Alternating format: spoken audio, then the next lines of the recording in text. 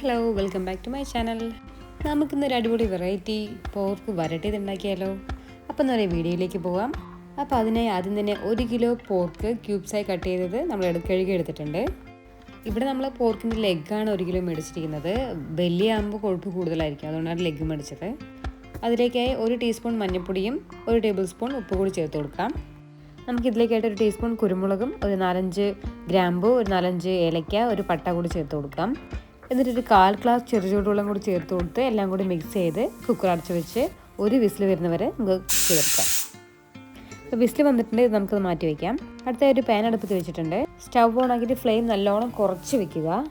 ഇനി നമുക്കിതിലേക്കായിട്ട് 1 ടീസ്പൂൺ മഞ്ഞൾപ്പൊടി, 3 ടീസ്പൂൺ മല്ലിപ്പൊടി, 2.5 ടീസ്പൂൺ മുളക് പൊടി എന്നിവ ചേർത്ത് കൊടുത്ത് പൊടികളുടെ പച്ചമുളകൊക്കെ മാറി വരുന്നവരെ നല്ലോണം ഇളക്കി കൊടുക്കാം.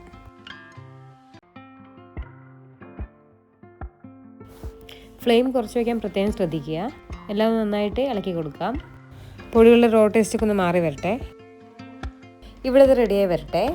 അപ്പോഴേക്കും നമുക്ക് സവാളയും തക്കാളിയൊക്കെ വഴറ്റാനുള്ളത് റെഡിയാക്കാം. ഇനി നമുക്കൊരു പാൻ അടുപ്പത്ത് വെക്കാം. അതിലേക്ക് 2 ടേബിൾ സ്പൂൺ വെളിച്ചെണ്ണ ഒഴിച്ച് കൊടുക്കാം. ഇനി അതിലേക്കായിട്ട് ഒരു അരമുറി തേങ്ങ ചെറുതായിട്ട് കട്ട് ചെയ്തത് ചേർത്ത് കൊടുക്കാം. ഇനി അത് നല്ലോണം ഇളക്കി തേങ്ങയുടെ കളറൊക്കെ ഒന്ന് ഗോൾഡൻ ബ്രൗൺ ആകുന്നത് വരെ നമുക്ക് നന്നായിട്ട് ഇളക്കിക്കൊണ്ടേയിരിക്കാം.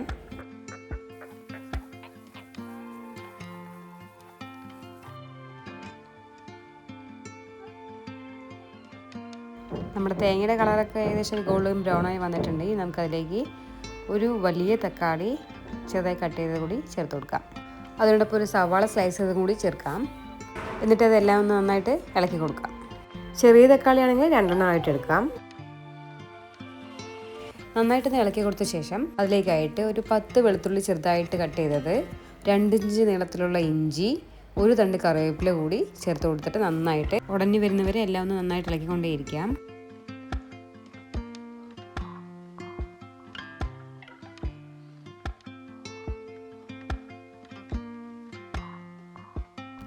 ഒരു ടീസ്പൂൺ ഉപ്പ് കൂടി ചേർത്ത് കൊടുക്കുന്നുണ്ട്. എന്നിട്ട് നല്ലോണം ഒന്ന് എല്ലാം ഒന്ന് ഇളക്കി യോജിപ്പിക്കുക.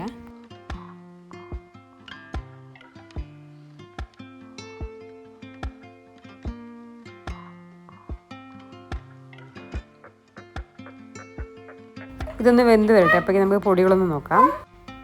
ഇവിടെ പൊടികളുടെ റോ ടേസ്റ്റൊക്കെ ഒന്ന് മാറി വന്നിട്ടുണ്ട്. ഇനി നമുക്ക് അതിലേക്കായിട്ട് ഈ വേവിച്ച് വെച്ചിരിക്കുന്ന പോർക്കിൻ്റെ വെള്ളം കൂടി ചേർത്ത് കൊടുത്തിട്ട് നന്നായിട്ട് ഇളക്കി ലോ ഫ്ലെയിമിൽ വെച്ചിട്ട് ഇളക്കി കൊടുക്കാം. ഈ വെള്ളം പോരെങ്കിൽ ആ പോർക്കിൻ്റെ ഗ്രേവി ഒന്നുകൂടി കുറച്ചുകൂടി ചേർത്ത് കൊടുത്ത് നല്ലോണം ഒന്ന് മിക്സ് ചെയ്യാം. ഈ ഒരു കൺസിസ്റ്റൻസിയിലേക്ക് നമുക്ക് ആക്കിയെടുക്കാം.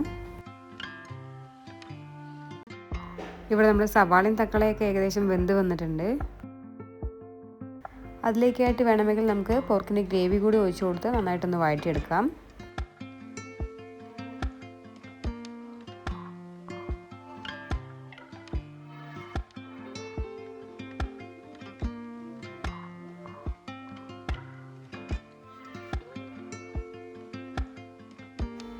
ഇനി നമുക്ക് നേരത്തെ ചേർത്ത് വെച്ചിരിക്കുന്ന പൊടിയിലേക്ക് നമ്മുടെ വേവിച്ച് വെച്ചിരിക്കുന്ന പോർക്ക് കൂടി ചേർത്ത് കൊടുക്കാം.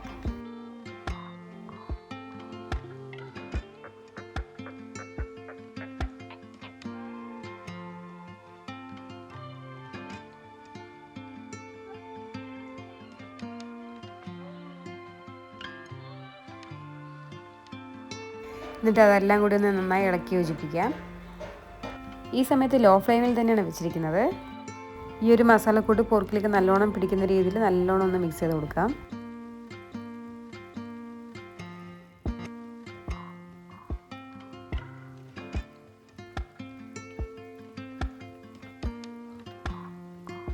എല്ലാം ഇളക്കി യോജിപ്പിച്ച ശേഷം ഈ പോർക്കിനെ നമ്മൾ വഴറ്റി വെച്ചിരിക്കുന്ന പാനിലേക്ക് ചേർത്ത് കൊടുക്കാം.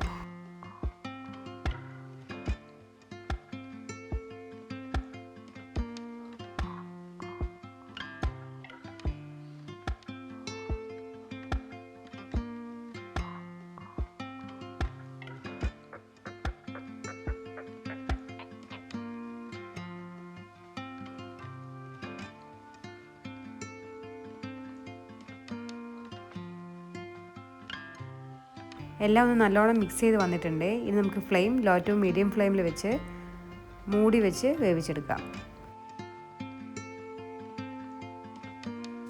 ഒരു 5 മിനിറ്റോളം നമ്മൾ നല്ലോണം മൂടി വെച്ച് വേവിച്ചിട്ടുണ്ട്. ഗ്രേവിയൊക്കെ വറ്റി വരുന്നുണ്ട്. മസാലയൊക്കെ പോർക്കിൽ നല്ലോണം പിടിച്ചിട്ടുണ്ട്.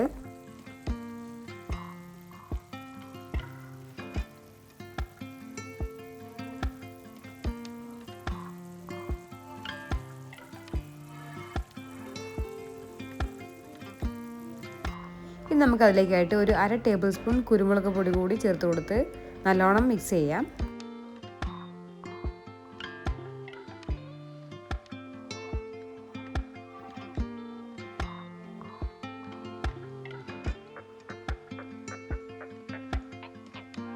നമ്മളിവിടെ കുരുമുളക് പൊടിയിട്ട് ഫ്ലേവറൊക്കെ എല്ലാത്തിലും മിക്സായി വന്നിട്ടുണ്ട്.